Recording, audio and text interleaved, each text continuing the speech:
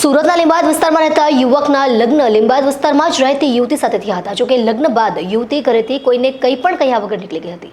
જે યુવતી ઘરે પરત ન આવતા તેના પતિ સહિત પરિવારજનો યુવતીના ઘરે પહોંચ્યા હતા. જોકે આ સમયે યુવતીના સગા સંબંધીઓ તથા ભાજપના કોર્પોરેટર અમિતસિંહ રાજપૂતના ભાઈએ ભેગા મળી યુવતીને તથા તેની બહેનને ઢોરમાર મારી છેડતી કરી હતી. જેમાં અમિતસિંહ રાજપૂતના ભાઈ રવિએ પરણિતાને ધક્કો મારી જમીન પર પાડી દીધા બાદ તેની ઉપર બેસી જઈ તેના કપડાં ફાડી નાખ્યા હતા.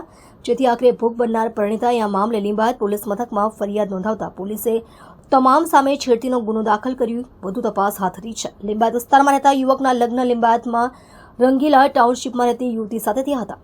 જોકે લગ્નના થોડા સમય બાદ યુવકની પત્ની તેઓના ઘરમાં કંઈ પણ કહ્યા વગર ચાલી ગઈ હતી. જેથી આખરે બાદમાં યુવક તથા તેની બહેન અને તેની માતા ભેગા મળીને યુવતીના ઘરે મળવા ગયા હતા.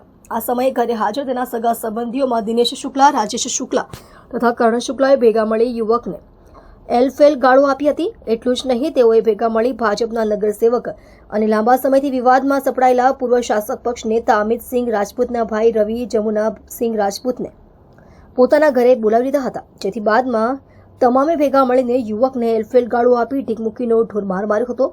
જેથી તેને છોડાવવા માટે વચ્ચે પડેલી બહેનને પણ તમામે ભેગા મળી એલફેલ ગાળો આપીને ઢીક મૂકીનો માર માર્યો હતો. અને આ દરમિયાન તેની માતા વચ્ચે આવતા માતાને પણ માર માર્યો હતો.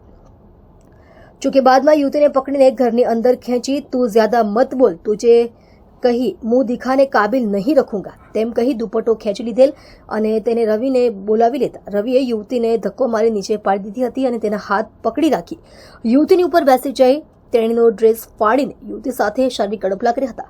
જેથી યુવતીની માતા બૂમાબૂમ કરી હતી અને કરણ તેની બાજુમાં રહેલ લોખંડનો સળિયો લાવીને યુવતીની માતાને જમણા પગ પર મારી દીધો હતો.